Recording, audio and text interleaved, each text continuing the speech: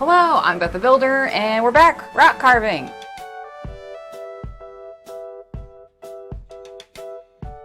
So right off the bat, if you like this, you should like it and subscribe. Go check out my Patreon, you can support me that way, or you can check out my Etsy, where I would literally send you a thing that maybe tickles your fancy, that you think is fun. So those are the ways you can support me, which I appreciate the crap out of.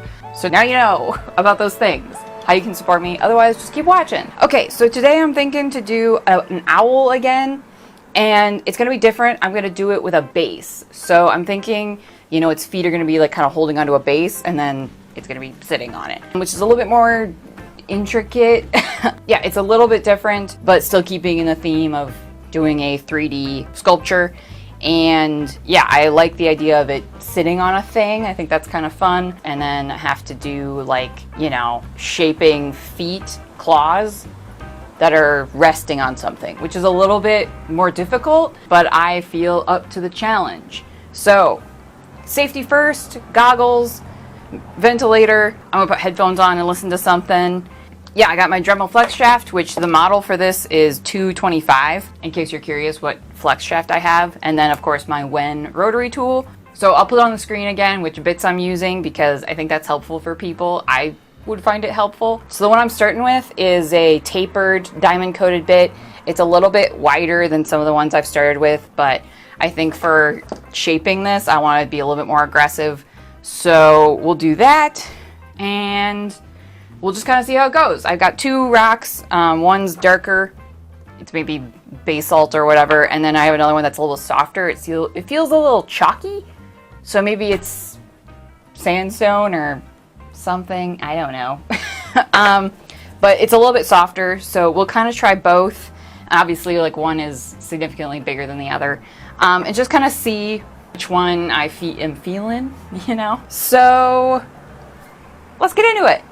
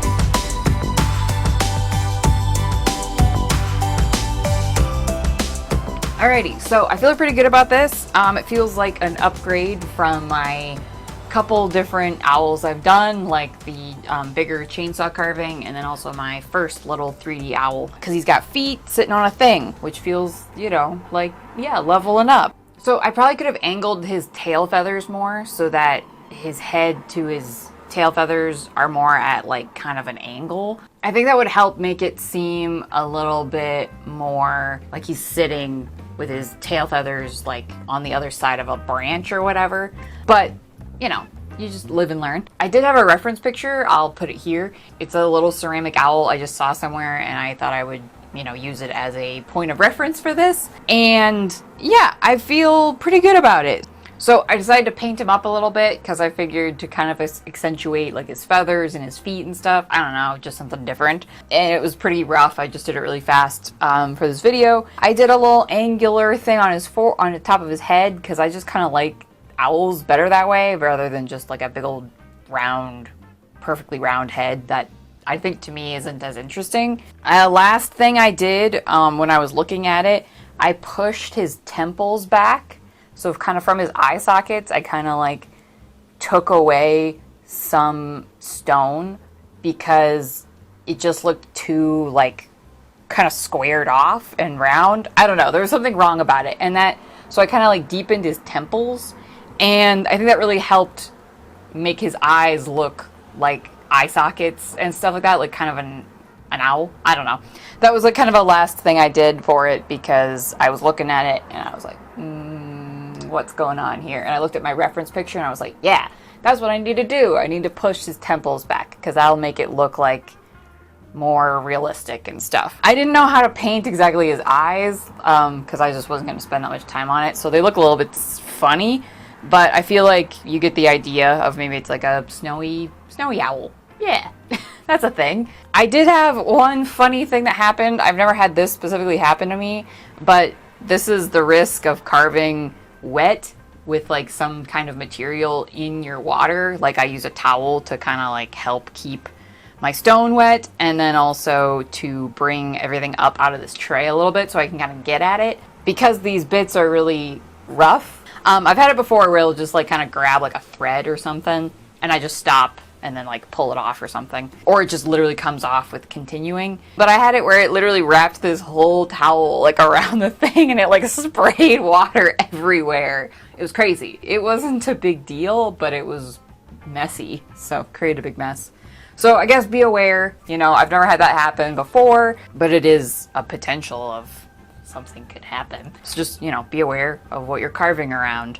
My other tip I've learned is about like, again, it's kind of talking about like negative space and positive space. Like sometimes what you're carving is taking away space around what you need. So like I needed his talons to be raised up so it looks like he's like grasping something. So that means you have to take, instead of carving his toes, you're essentially carving around his toes, his talon. And you're creating, you know, like the space in between. That's what you're carving away. And kind of like feathering out the branch, or if you want to think of it as a boulder that he's sitting on, that's what you're carving.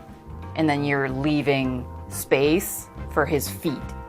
If that makes sense, I'll get you a picture of his feet and everything like that. And you can also look at the reference picture that I used, that like to get his feet to look that way, you're not carving his feet, you're carving around his feet.